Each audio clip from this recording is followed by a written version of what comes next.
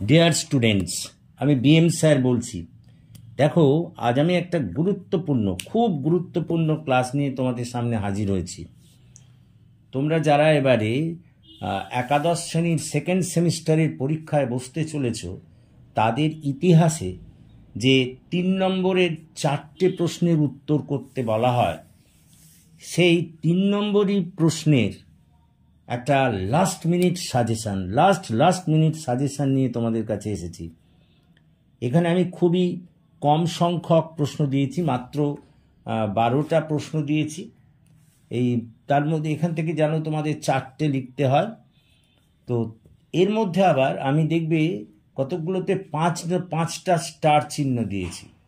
যেগুলো 5টা স্টার চিহ্ন দেওয়া সেগুলো খুব ইম্পর্ট্যান্ট, ভেরি ইম্পর্ট্যান্ট। এবং 4টে যেগুলো বা 3টে যেগুলো স্টার দেওয়া সেগুলোও খুব ইম্পর্টেন্ট। মোট কথা এই 12টা প্রশ্ন দেখে যাবে এবং এখান থেকেই তোমরা একেবারে কমন পাবে, 100% গ্যারান্টি রইল, 100%। তো এসো আমরা প্রশ্নগুলোর মধ্যে ঢুকে পড়ি। কোশ্চেন নাম্বার 1, প্রযুক্তি বিপ্লব বলতে কি বোঝো?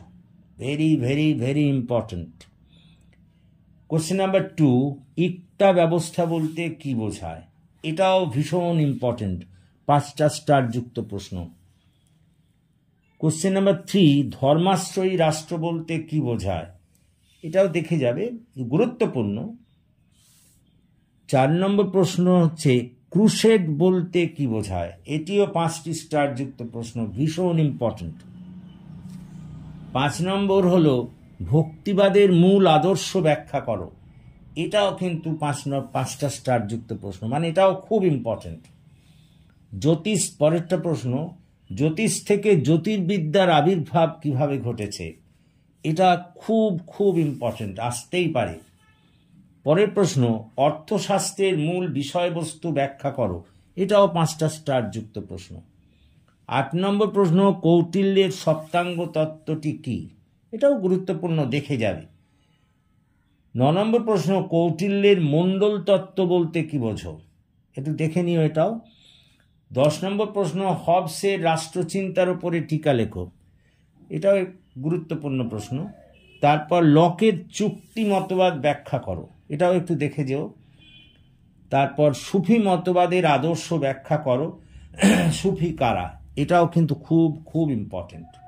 অর্থাৎ এই 12টা প্রশ্ন যদি তোমরা করে যাও, তাহলে তোমাদের 3 নম্বরই যে প্রশ্ন, মানে 3 নম্বর যার নম্বর, সেই 4টে প্রশ্ন তোমরা অবশ্যই কমন পাবে।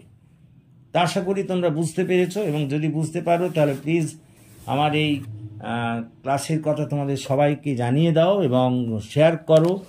আর যারা এখনও আমার এই চ্যানেলটি সাবস্ক্রাইব করোনি, প্লিজ সাবস্ক্রাইব মাই চ্যানেল, আমাকে এগিয়ে আসতে সাহায্য করো, যাতে আমরা আরও বেশি করে তোমাদের কাজে লাগতে পারি। So that's all for this day. Thank you for watching and listening.